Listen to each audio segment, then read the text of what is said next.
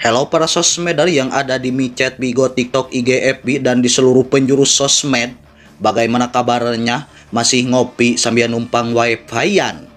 Film sekali ini menceritakan persikopatan yang membalas kematian keluarganya.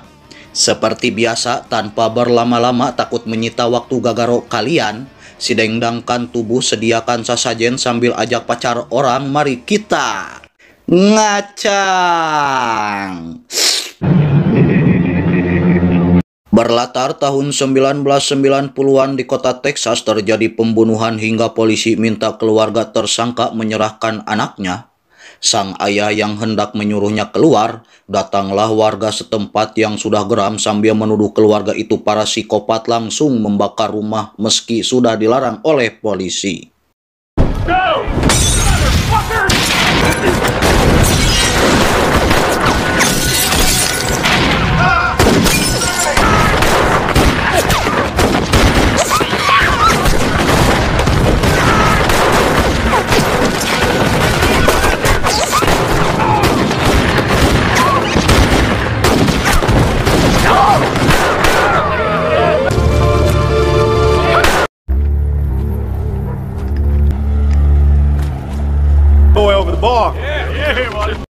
Malamnya seorang penduduk menemukan ibu bersama anaknya dari keluarga psikopat. Ia pun membawa anak itu dari ibunya. Tak lama mereka memfoto dan mengabadikan momen terindah karena sudah membantai semua keluarga psikopat tersebut. Film pun berganti di tahun 2013. Hater yang sedang cekcok dengan orang tua angkatnya menanyakan asal-usul dirinya. Sang ayah memberitahu kalau hater dari tempat buruk. Mendengar hal itu, hater pergi. Di apartemen Rian, pacarnya hater, ia menerima surat dari kantor hukum yang memberitahu kalau hater dapat warisan rumah dan tanah di Texas. Malamnya, teman mereka Nicky dan Kenny ujug-ujug tahu kalau hater dapat warisan dan mereka ingin ikut ke Texas. Karohan atuh dah. Maybe so, maybe not. I don't mind driving to Texas. I hear they got great bars.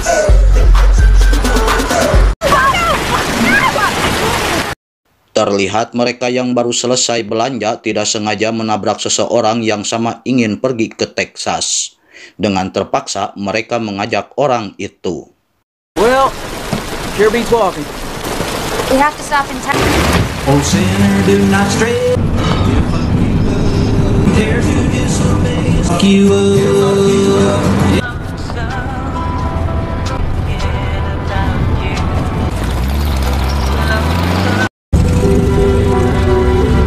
Setibanya di kediaman Perna Sawyer Carson, neneknya hater, datang Tuan Franz, pengacara Perna, memberikan beberapa dokumen dan memberitahu nomor untuk membuka gerbang rumah. Hater menanyakan kenapa dia tahu keberadaannya, tapi Franz tak memberi jawaban lalu pergi.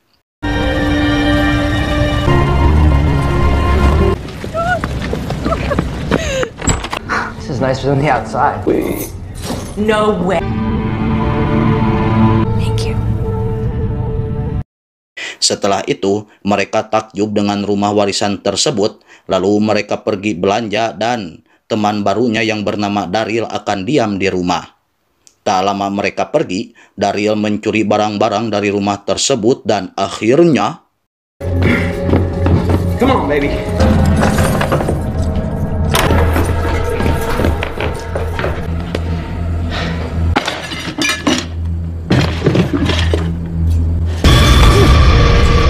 Iya, dia tewas di kadek psikopat.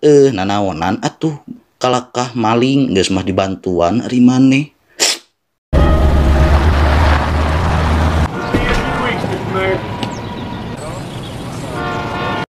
Berganti pada hater dihampiri but wali kota di daerah itu, menanyakan asa dan tujuan hater. Ia menjawab kalau asa dari Cianjur hendak ke rumah warisan Perna Sawyer Carson. Mendengar hal itu, but sedikit memaksa minta nomor hater namun tak diberi. Give me a number.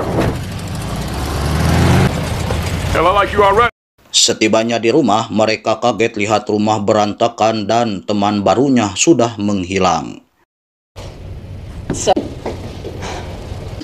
To the queen. Yeah.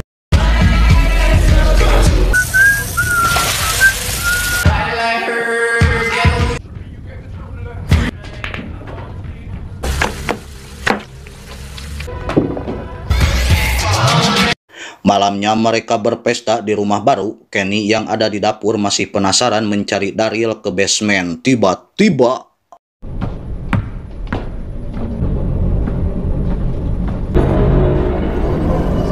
Yo, Daryl.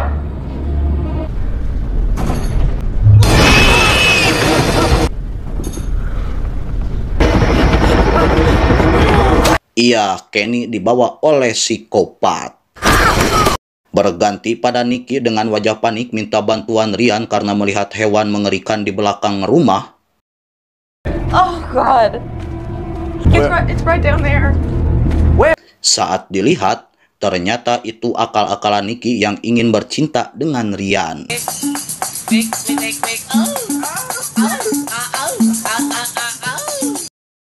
Di lain sisi, Heather melihat foto nenek moyangnya dan ia kaget ketika lihat cermin. Heather melihat mayat Perna. Lalu ia lari hendak memberitahu teman-temannya, tapi sayangnya Heather malah ketemu psikopat. Tiba-tiba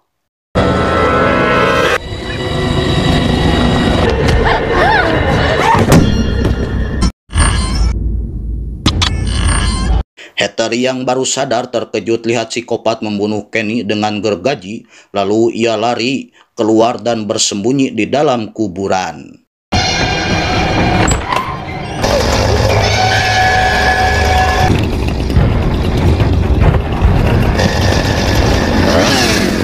Psikopat itu gigilisiran ke sana ke sini dan akhirnya menemukan Heather dan langsung menyerangnya.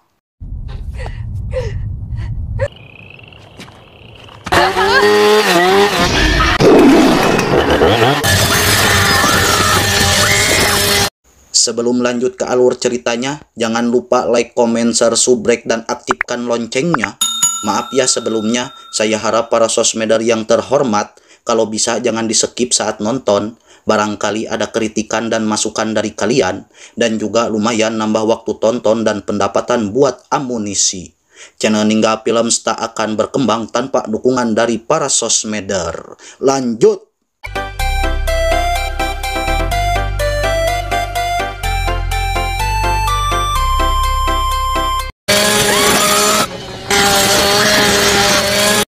Bersamaan dengan itu, Ryan yang baru selesai ngemplud kaget lihat psikopat membawa gergaji berbalik mengejar mereka. Kemudian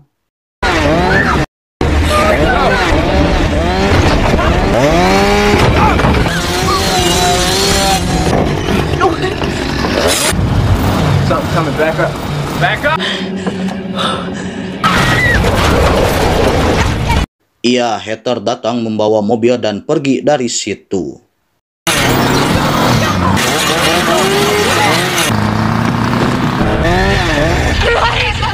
Hey, back it up. Dengan cepat, psikopat itu menusuk ban mobil mereka dan akhirnya mobil itu terjungkir.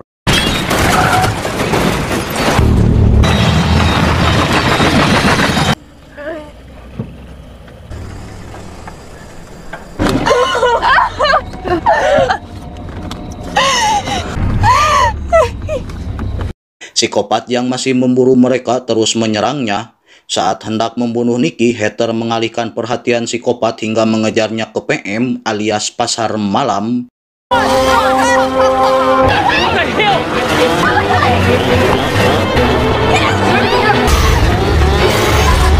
Seketika, polisi setempat langsung melayangkan tembakan dan psikopat itu pergi.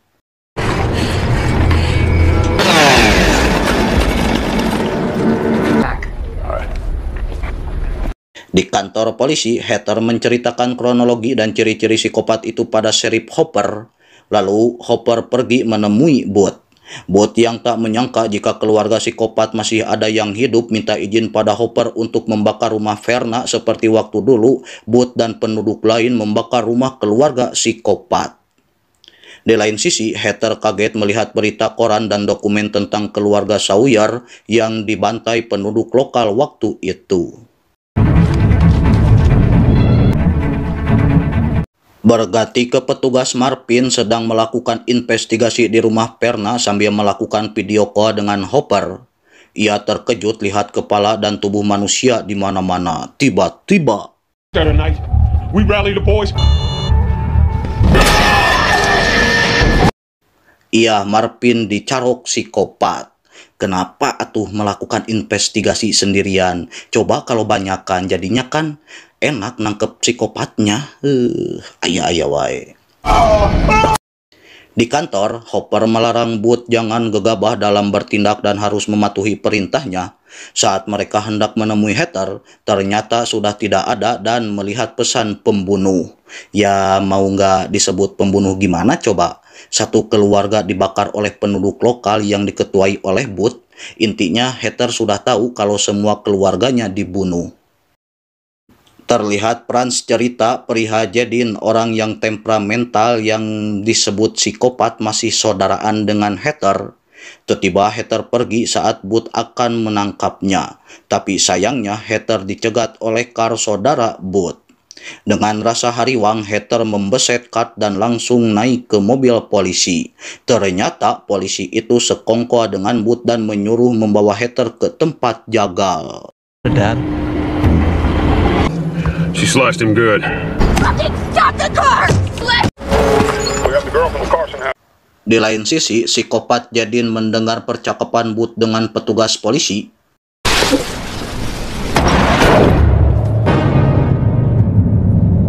Setelah itu, ia membelai kulit Marvin dan mengkecos mukanya sendiri. Edan nih film. Kemudian, ia bergegas pergi ke tempat jagal.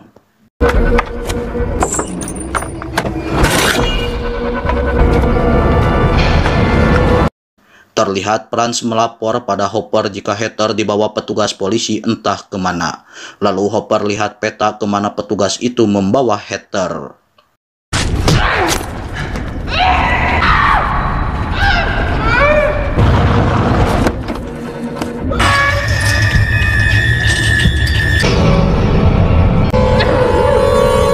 Di tempat jagal, Heather terikat dihampiri Jedin yang hendak membunuhnya. Tapi Jedin mengurungkan niatnya karena melihat tanda lahir di dada Heather sama persis dengan saudarinya yang masih bayi waktu itu. Lalu ia menyelamatkannya. I'm Heather! Please! It's me! Get down! Tak lama, Booth dan Carl memukul Jedin. Di lain sisi, Heather hendak pergi malah kembali lagi untuk membantu saudaranya. Di dalam, Jedin yang kewalahan melawan mereka, tiba-tiba Heather datang langsung menusuk Carl dengan garpu tanah. Modar. Oh, look who's back. Hey! Oh.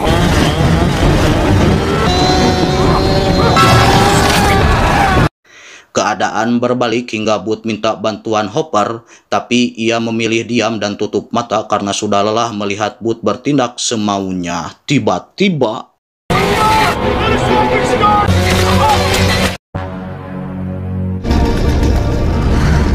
Clean this shit up. esoknya Heather membaca surat warisan dari Verna yang menceritakan kalau Heather bernama asli Edith bersama Jedid Sawyer, saudaranya, adalah keturunan terakhir keluarga Sawyer. Dan juga kejadian pada waktu dulu orang-orang dihasut oleh Booth hingga mereka membakar dan menghabisi semua keturunan Sawyer. Hanya 2 orang yang tersisa ialah Edith dan Jedid Sawyer. Akhir film, Edith hidup bersama psikopat gergaji. You're Sawyer, and this is your time.